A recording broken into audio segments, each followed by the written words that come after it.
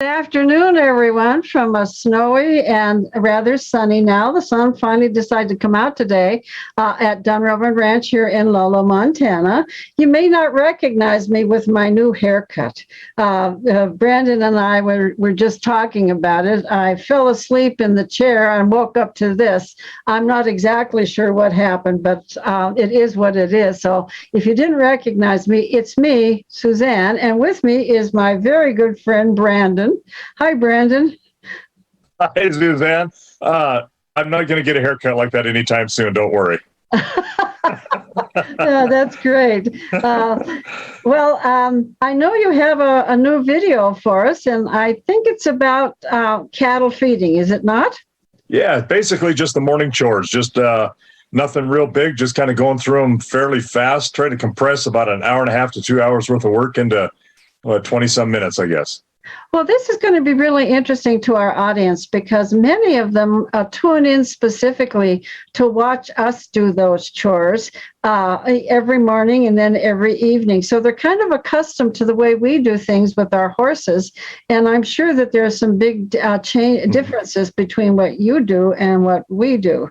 You know, based on the kind of operation you have, the animals that you're feeding. So it will be really fun to contrast the two. Yeah, it's good.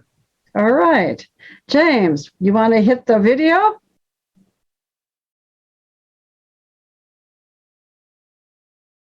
Good morning from the Hashknife.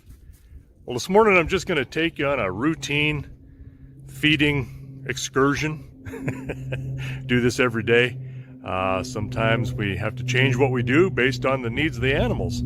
So I'll kind of walk you through that as we do it. As you can see, we got a little bit of ice on the windshield. Not frost, that's ice. A little bit of a rain through the night, and it's right at 33 degrees. The ground is froze, and the ambient temperature's above freezing, but that means when the rain comes down, it hits the ground, it freezes, and you all know that, how that works. So we're gonna let that pickup warm up, and Harley is our youngest son's dog. She has got to come with us everywhere. She loves this. So the first thing I'm going to do is I'm going to kind of take a look at our little stallion here. And I've got free food for him. He gets all he wants. Oh, and he's stretching out. And I brought a buddy in. Actually, that's not necessarily a buddy. More like a mate. And she should have a colt in her. But I'm going to take her and move her down, move some horses around so I can start doing some work on these guys you'll see later. But he's a friendly boy. He comes up, wants to talk every morning. How you doing, buddy? How are you, kid? Yeah. So I come over, check water, which is so important. As you know, go without it for a few days and see what happens. So I push the paddle down, make sure he got it. And she's going to check it out too. And then they can push that down with their nose and get it on demand. The nice thing about these waterers like this is that in the wintertime, they act just like a hydrant. They will drain all the way back. You can see that, and you hear it. And that water goes down and below the frost line, so it stays open. All right, this hay looks good. You can get to it, plenty of it. And then I walk down, and I got to check a couple of troughs for these cows. So I've got everything set up so that they're in two different spots. Right, and bulls make a mess. You can see that they hang around this feed, and in this feed tub, and I'm going to go ahead and put a couple more bales in there for them because I don't want them to run out, but it's not as palatable for them. You see they stand here and eat it until it's not palatable, or until the grass kind of starts to clear a little bit out in the pastures. Then they like to go and forage on their own. So, as a vet put it, you can see from this ring of manure around here, they are recreational defecators. And they are. They'll stand there and eat in one end and poop out the other. Makes a real mess, of which I get to clean up. You know, that pickup's probably warmed up enough after I've gone around and looked at everything, checked the horse's condition, feed, water. So now we'll run out here and grab a bale or two and feed the cows. those up. And I can kind of use those as a guide so I can get pretty close to being even on this bale on either side of it. Using my arms as a guide. Rear mirror. Sort of works. Sometimes you don't get lined up quite right on it. Just there you go. Just bumped into it. Easy touch. Drop it about down to the center. Squeeze that bale and then lift it on. This is the view I get every morning for lifting and putting bales in place. And we'll go to the rear view mirror. Here's my rear view mirror now. Pull that down right in place, right in front of my pusher. Take that off. We are ready to go. Here you can see where I fed out yesterday, and I'm evaluating what I got here. I'll drive to the side of this, and they have pretty well cleaned this up. And even though it was cold yesterday morning, it was going to really warm up, and they've got, that's almost perfect. I mean, I would almost like to see them have cleaned up a little bit more, but it's not worth dumping out an entire, 1,300 pound bale for them to get another couple of pounds a piece that they could go through this and pick a little bit. You see there's some clumps here and there they've left, and some of the probably a little less palatable, but a lot of it's not that stemmy. They don't want to necessarily eat the super stem stuff. It's just like us eating something that's really coarse or really fine, what tastes better to us, what we like. And this is alfalfa hay. We'll talk about another time and why we're feeding that this year. But you can see this is pretty well picked over, really picked over. But again, some clumps here and there that they've ignored and left. And all in all, that's almost perfect. I don't want to leave too much, but then I can adjust when I need to. If they really clean that up and they're standing on it and hungry, then I'm going to give them more. And I will do that occasionally anyway. I'll throw some more hay out there for them. Okay. All right, ladies. You're going to have to give me a little bit of leeway. And just like we've shown in another video past, use that mirror here. And I'm just using this remote control here. Let that battery do the work. Take off of there.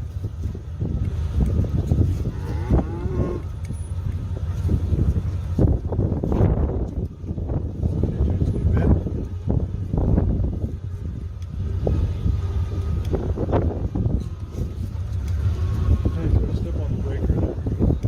Step on the brake. Hard, I flake that off a little bit. Good hay like this one. Flake off nicely in small bits.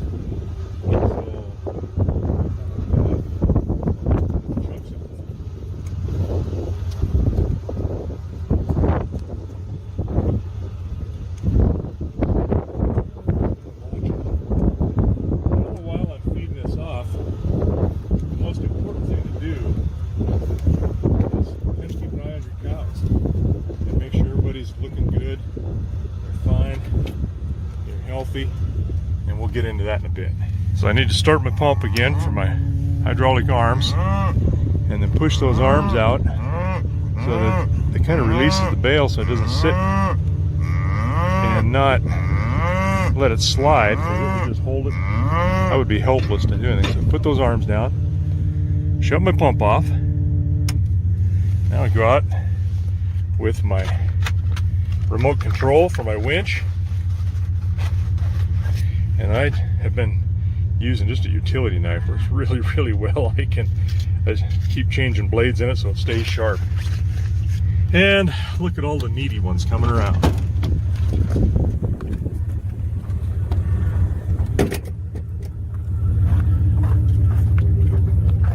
Got,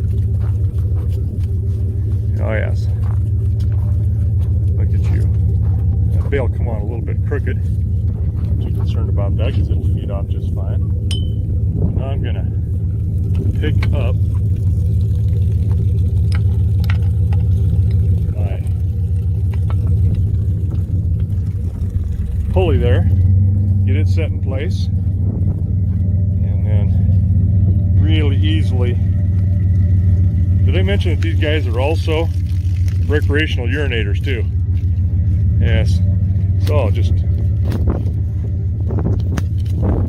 hit my strings a little bit. Sometimes these strings, you lose some on them. The trucking, loading, unloading, stacking. So you just kind of find what you got, remove those. I think I got, oh, I see one of them still up there. So I did have a fifth one there. Yeah, end of it's ragged. So it was one that had been broken before. Now I'm just going to pull these guys off, and then I'll wrap that up. I'm going to take a look at, let's see, they're already starting to pull that off themselves. Greedy girls. I'm going to set my winch up, make sure it's going to pull, drag that.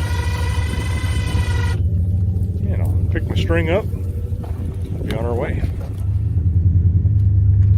Okay, so now we're going to make some efficiency with our time, or try to. See if this tractor will start, because I'm going to need it to feed the bulls. So let's let it warm and run, and get it so it's operational. You really do want to run this equipment when it's cold. Well, anytime you want to warm it up. You don't want to just let it sit there for an hour or 2 hours and be inefficient, but warming them up, getting them going makes a big difference on their reliability and usability and not breaking down.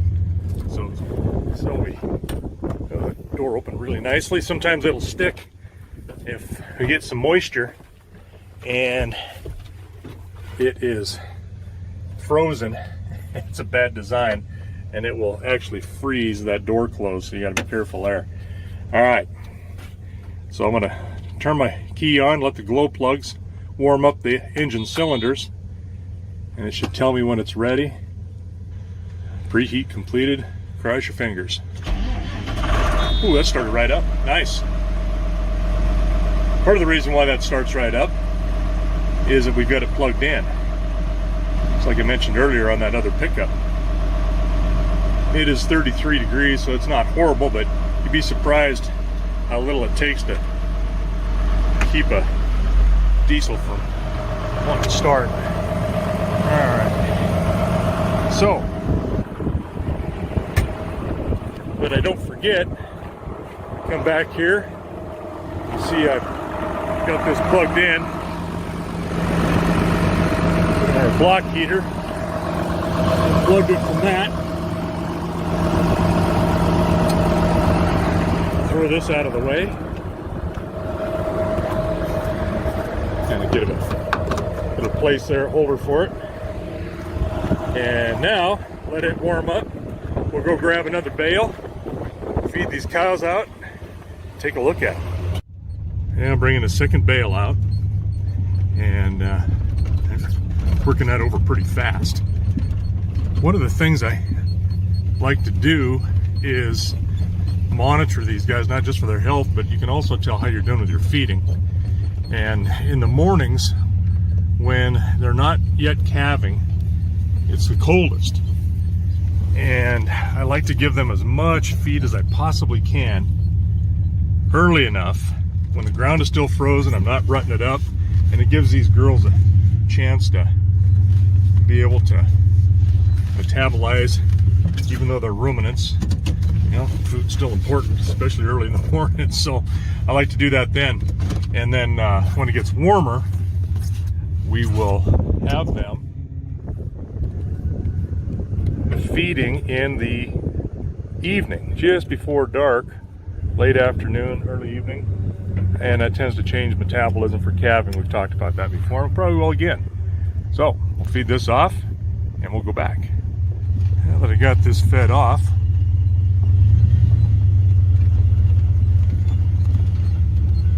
this is a time you can get out on foot, and I've done that yesterday, I guess. Really look these cows over, look at their feet, look at their eyes, look at their noses, their ears, anything that's ailing them at all. They're limping. I like to look at their backs and their ribs. They should see a little bit of bone on their hips. That cow right there looks really good. She's got a good body score. You can't really see any ribs, but they're there. If you touched them, you could feel them. And her back is filled out. She's in good shape. There's a couple of them here that are, some of them are a little heavy, and like that cow just over this, the back of this one here, you can see her back a little bit. So she is either a little older cow, or she just hasn't recovered from having a calf. And I know her, I think, number 71, yeah. She's got a little spot on the side of her face. She's had a little sliver she was rubbing on at one point and give her a little scar. But it's healed up good, but she's just kind of one of those cows that doesn't recover real well. This cow's really nice. She's a little bit too big of a cow. You got to look them all over, how bright their eyes are. Look at this girl right here. She's pretty and she knows it. And she's deep, thick, blocky cow. She's young, and she's only had one calf. Hopefully she's got another one stuck inside of there. And then we got some of these younger ones as well that I'm gonna have the replacements. That is gonna be a calf that are, well, she's a heifer, will be bred this first time this year. So she's coming too. Look at all these cows are looking pretty good. I'm looking at feet, especially when it's cold like this. It has been cold, and sometimes feet are an issue on a cow. This is a ailment that you always look for, always are fighting. Too wet a ground, sometimes too cold like this, just some genetics, and they all look really good. There's a couple of guys in here that I'm always watching very closely, and you'll see the issue with him like we had with the water belly steer. See how quick they went through this first little bunch. They all ganged up on that. But I'm always looking for water belly or urinary issues, which are rare in cows. But like this guy right here has got a blue ear tag. That's a steer. It's a butcher steer. He's sold, and you're just always watching for that. And so that doesn't happen again. Probably won't, but you never know. It can happen in bulls, older males as well. Females not so much. Talked about that, but everybody's looking really good this morning. Heavy. This alfalfa hay, they're doing okay on it. It's got some high protein in it. Too high a protein, I think.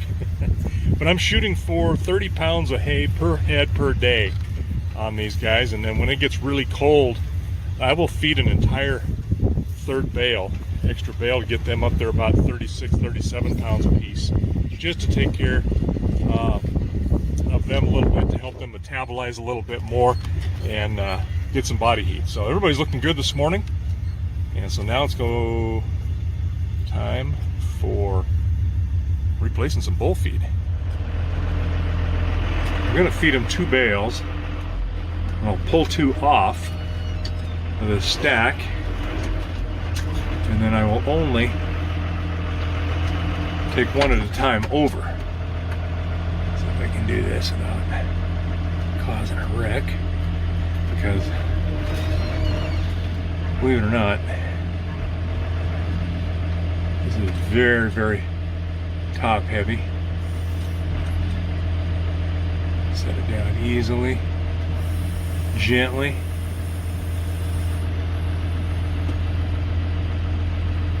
And then drop that down where I can just kind of back out of it. And reposition for a single bale. Take that in for the bulls and drop it in there. And these guys are definitely interested. This bale first. Same thing, I'm looking at these guys, see if I notice any limping, any issues with them. Just like you do everybody. Eyes, ears, nose, feet, tail end. It's all relative and it's all important.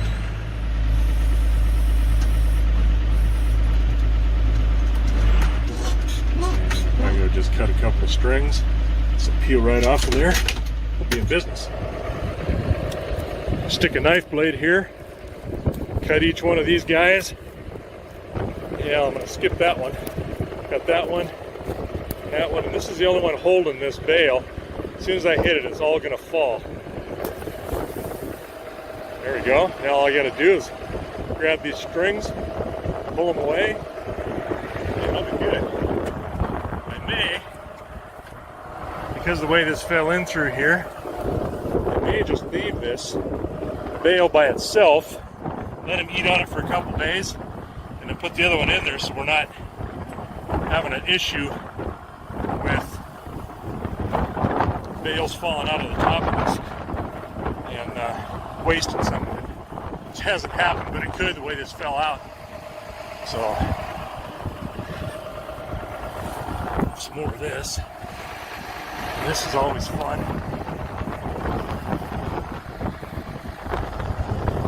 Bales hang up, strings hang up on these knots on these sections of twine. Make it tough to pull. There we go. Alright. Good enough. Time to put the tractor away. Well, you'd think that would be it, but wait, there's more. We're going to run up here to the south of us and take a look at either our horses are up on the hay we've left out, or they may be out grazing like the bulls were. And well, either way, we need to check on them, look them over, and see what their feed is like. And other minerals good, because I checked it the other day as well, so we won't need to do that. Yeah, we come to our south pasture here, and I see horses headed out to go graze. They've been on this hay. Here we got one old boy, our oldest old man. He's hanging back a little bit. And I got plenty of hay out there for them.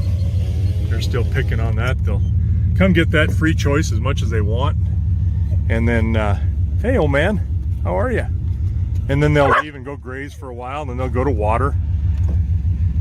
But everything looks really good. They got a lot of hay here they've been picking at. You can probably see them out there in the distance. So that's our work for the day. For chores, first thing in the morning, getting everybody fed, checking water, making sure everybody looks and feels good. And I'm not going to go check those guys because I know what kind of shape they're in. Actually, I have to check them every day like that when I see a problem. Anyhow, thanks for riding along with us.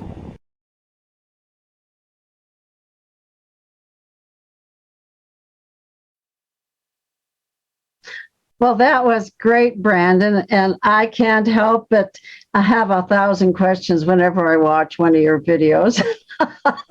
You're just too curious, that's all. Oh, yeah, I really just enjoy all this stuff, as you well know. Now, so first of all, I'm going to start from the very beginning of the video. It is the stallion that we saw, the one that you bought from Kate Sousa. It is, yes. I thought it might be, and I think we need a name, Brandon. We want to follow that guy. We've followed him since you talked about which one you were going to keep. You brought two of them over. Did you end up keeping them both, or what happened there? We got them both, but the other one is sold. He is going to someplace you're pretty familiar with, Palmer, Alaska. Oh, my goodness. Oh, you know, that's fabulous, because Palmer, I mean, Alaska doesn't have very many walkers at all. I mean, right. when I lived there, there were no walkers. I never met one at all. So that's terrific. Glad to hear that. Yeah, we've had a couple of horses go up into that part of the country just outside of Anchorage. Yeah, that's about the only real horse country in Alaska, frankly. Yeah. Is the Palmer Valley there. That's where people hear about the vegetables that grow in Alaska. And they Right. they do grow some hay there as well. Anyway, give us a name for this guy. We call him Bentley, and that's actually something that Kate called him. So we just kept that name and put our ranch name in front of him. So he's Hashknife Bentley Blue, or Bentley Blues, actually. So we just call him Bentley. Yeah, Bentley. That's a very sophisticated name, you know. Well, he's a sophisticated kind of guy. Oh, that's terrific. Well, good. We look forward to following Bentley and the offspring. At what age will you start breeding him? Last summer. All right. Yeah, we started breeding him as a 2-year-old. Which is, no big deal. Right. We've seen yearlings will breed. Whenever they get the twinkle in their eye, they'll give it a shot. So he's got three mares in foal. So we'll be following that on into the spring too. Oh, we're excited. You're painting some anticipation here for sure. That's a tease, yeah. Yeah. So then the other thing I wanted to comment on was the automatic waterers that you have for your horses. And, those were invented after we put in a lot of our equipment here. But what a great deal, because you don't require any energy for those waterers, do you? No electricity to keep them warm, no electricity to put water into them. Horses, water, and electricity do not mix. Yes. And these are a really nice type of invention. Well, I didn't do it at all. These were purchased, but very simple and very effective. The only problem with them is if you've got particularly a young horse, say a weanling that has a lot of time on its hands and it wants to stay busy, it will play with that paddle. Yeah. And it will fill that bowl and it'll keep filling and draining until it doesn't drain anymore when it's cold, and it will freeze. So then you have to spank its little behind and tell it not to touch the water and thaw it out and get it to drain, and then you're good to go again. But they are. The bulls use them, cows use them, calves use them, horses use them. I've got them at a height so that they are accessible for any of the animals any time of the year. And does it take much to train them to use it? It doesn't. Horses are super smart, and they'll usually come right up to you. And so you can fill that up and then kind of, they'll put their nose down there. Right. And then you turn them loose. And it sounds kind of cruel, but you need to just leave them alone so they can't get to another water source. Yeah. And go out and check them, and they figure it out very fast. Yeah, and necessity is the mother of curiosity. Yes, they understand. Hey, somehow this got here. I'm not sure how, and they will mess around with it until they kind of feel a little change in the tension on that paddle. When it trips over, it releases a lot of pressure, and the water comes. And it takes a little bit of time, but you can hear it come, and they figure fast how to do that. The other thing you can do with like the calves are a little tougher because. Yeah. I wouldn't call those triple-digit kind of critters, with the IQ.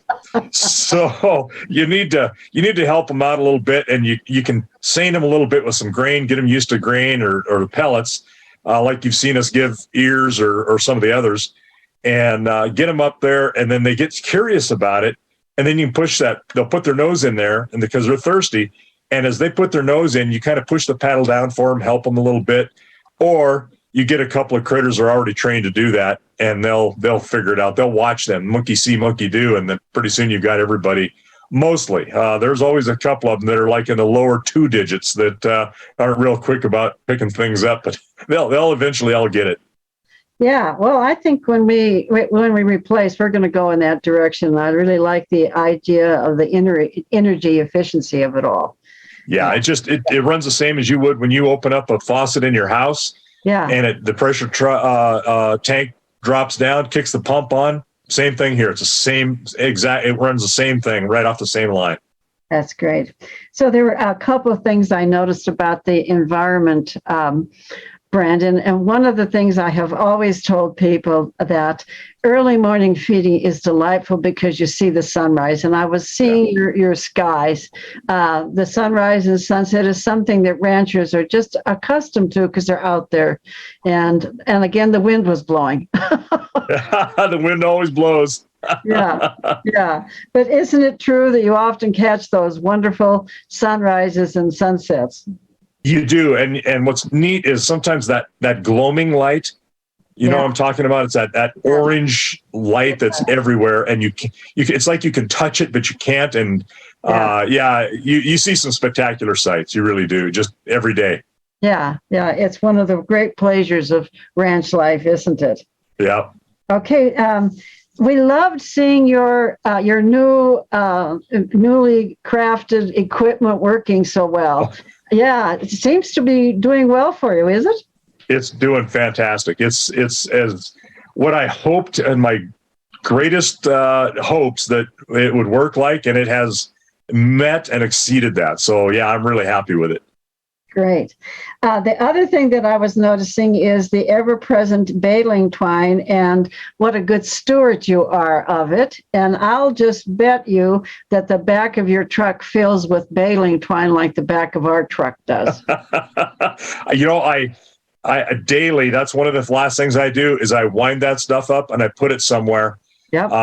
And you can't keep it all. I'd like to find a place that recycles it. It'd be kind of a nice, because it's a plastic, and they got to be able to do something with it. If not, melt it down, do something else with it, because I hate to see that stuff go in a landfill. And not all of it does, because believe me, I keep a spare sack of that stuff around because it comes in handy for a lot of things. Oh, we have a garbage can full of it, and absolutely. But you don't leave it around. It's bad for animals. No. You won't break, and I mean, it's deadly on ospreys, and yeah. Oh yeah, yeah. No, absolutely not. No, I don't want, because we have hawks around there, that grab stuff to make nests, and baling twine is horrible for raptors to get caught in. Yeah, absolutely. But it's great to have in your saddlebag because you can fix almost anything with it. That's right. That and some electrical tape. Yeah, and duct tape. Yep. Yep. Yeah. Okay. So I noticed that just like the horses, the cattle crowd around the truck they must know the sound of your truck and come running. And it seemed like you spread the hay kind of parallel to where it was. You looked to see how much was left over, and then you made a new strip away from the manure and everything to feed the next day's hay. Is that right? Did I get that right? Yeah, you did. And what you'll see is one of these upcoming episodes, I've actually got my lovely wife, Lisa. She'll be pulling a harrow with the tractor and spreading that stuff around, tilling up. It's not tilling, but it's just using a harrow to kind of spread that manure around and stimulate the growth of the grass. So it fertilizes, yet at the same time, stimulate some of that grass growth, and hopefully in the spring, if we get some moisture, that'll just help, kind of a recycle. And it's not all in the same spot. It's, I try to systematically cover a patch of ground throughout a year. I think a harrow is a very underappreciated piece of equipment, frankly. It's simple, but you don't want to be turning your soil because that really disrupts the soil mechanisms. But what you want to do is aerate it a little bit and break up that surface manure, which is just fertilizer, really. That's right. Yeah, I mean, you can accomplish a lot in terms of pasture management and with a harrow. Well, and in this part of the country, the turning dirt shouldn't be done here. It is so sensitive to erosion that I just don't like doing that. And you can see it everywhere. Old wheat fields. I mean, that used to be planted. My great grandpa had some wheat and oats and barley planted in that pasture. And if you look close, you can see where it was plowed. And so, you've lost soil. I don't want to continue to do that if I can help it. Oh, it takes hundreds of years to create that soil, and the soil fauna is really important. You know? Exactly. Yes. Yeah. So the other thing is people wondered some of the cost of like that huge big tractor. That's got to be a costly piece of equipment. Yeah, that tractor we bought, I think 3 years ago now, 2 years ago, 3 years ago, and I traded in a tractor for it. It's used, and I knew buying it. It has shaky transmission, but the engine is sound. And so even used, we're looking at a little over $65,000 for a 20-year-old tractor. Yeah.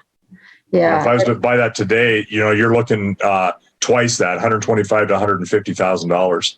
And that's just, I'm not going to buy a new tractor for that. And thank God we don't put a lot of hours on them every year. We don't, because we don't turn dirt. It's used for just a utility around there, either cleaning cattle guards, moving hay mostly, but sometimes we do a little bit of gravel work with it, fill in where we need to, dig some holes where we need to, and things like that. Yeah, I mean, that's really the issue, isn't it? When you need it, you really need it. There's no good substitute for it. No, there's not even a bad substitute. Yeah, right. You got to have it. Yeah, but you don't use it every day, so you really have to justify its cost and keep it as long as you possibly can. And we have an attachment that's a snow plow on it too, and we have used that. Not last year so much, a couple times, but the year before, certainly I couldn't believe how we needed that plow. Where we got lucky before, and we were able to kind of make do with just a big shovel on the front of it, or a big bucket. Well, putting that plow on made all the difference for those cows to be able to get a place to eat and be able to feed. Yeah. And I also wanted to comment, a lot of people don't drive diesels and don't understand that a diesel has to warm itself before you can even turn on the ignition. And it's a really important part of maintaining a big engine, a diesel engine particularly. And I wanted to comment on plugging the engines in. People who are not accustomed to really frigid temperatures don't understand the importance of that. I'm going to tell an Alaska story. In Fairbanks, the parking meters had plug-ins, and everybody had an engine heater in Alaska.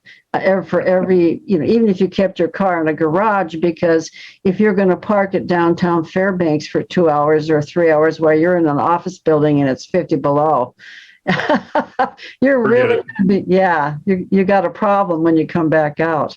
And that's a gas engine. Yeah, and that's a gas engine, not the diesel engine. Yeah. Right. Yeah. Very important part of dealing with winter. Yeah. In that country up there on the North Slope, sometimes they would have a piece of equipment used for some of the oil exploration, and it would be forced to run continually. They never shut it off until it needed an overhaul. Yeah. So ran 24/7 for as long as it went. I'm well aware of that. And what's interesting is there were times in Alaska when I left my engine running out, and I remembered when they invented remote starters and remote. Oh yeah. That really made life in Alaska a lot easier. Also, when you could open your car with a remote, open and lock it. Because, sometimes you couldn't unlock your car. It would get so cold that the metal, it was difficult. Yes. Cold weather is another deal altogether. And then I wanted to talk about the box cutters, and I had to laugh. Your mother on Facebook the other day showed a picture of a pocket knife and talked about how do people recognize pocket knives? And you always go to a guy who has a pocket knife. And I said, well, women carry pocket knives too. Yeah. And I have lost so many pocket knives to Checkpoint Charlie's at the airport because I forget I have it in my pocket. Yes, exactly.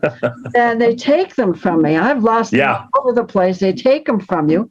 And your wife chimed in at that point and said, I know there are a bunch out in the field that I have lost. Somebody needs to go look for them. Yeah, that's true. I've done the same thing. I've lost them at, the Nazis that think I'm going to terrorize an entire coliseum of people with a pocket knife. Right. Not that I couldn't do it, but they take me out well before I got to the last person. Yeah, I get mad and I'll stand on the blade and I said, if I can't have it, you can't have it. And I'll snap the blade and throw it in their stupid garbage. So yeah, I know. The last little act of defiance. Yeah, but I've emptied my pockets in places, and out comes my knife and my box cutter, and people look at me like, "What?" Yeah. Yes. At any rate, I just love all this daily work, Brandon, and I so appreciate you taking us along and keeping us engaged with you and your wonderful place and your wonderful family. And just thanks for visiting us and well, thank you so much. No, it's great to share this and be able to laugh a little bit. Sometimes I go for days at a time and don't see anybody, which is good for them. It's it's if it wasn't for texting, sometimes Lisa and I wouldn't see each other much because I spend most of my time at the ranch now, and she's down at Shepherd teaching kids, so trying to mold their little minds. Let's explain that situation to people. Brandon has two places until his father passed about 6 years ago. Would you believe it was in 04, 8 years ago is coming up now, or 14. It was in 14. Sorry. 14. Yeah. He was a wonderful man, by the way. Thank you. Yeah, he was. He often did the auctions at a lot of the Tennessee walking horse events, and he was a gregarious, friendly. People loved Tex. At any rate, Brandon has helped his father on his ranch for many, many years, of course, but he also has his own piece of property where he has raised and trained horses, which is how far apart are the two pieces of property, Brandon? Oh, they're right at 80 miles, 75, 80 miles apart. And I took over management of the ranch in basically 2012, 2013. Mm-hmm. And mom and dad said, "Hey, we're tired. We can't do this anymore." And I understand, Yeah. And so they offered it to each one of us. I got a brother and a sister 2 years younger and a brother 15 years younger. And neither one of them could come up with the capital or, time in the life or interest was not there. So we had been already doing this kind of with my folks. And so trying to figure out how to keep a place together, yet be able to afford it. So we decided, this is crazy to do this generation after generation, sell it to each generation. So let's form an LLC where we can keep it really in perpetuity if we can through members. And so we combined all of our assets with my folks' assets, matched them, and made a deal where, they could stay there as long as they wished, and we would manage it. And then when they died, then we would completely take it over, and our boys would then take their shares as they passed.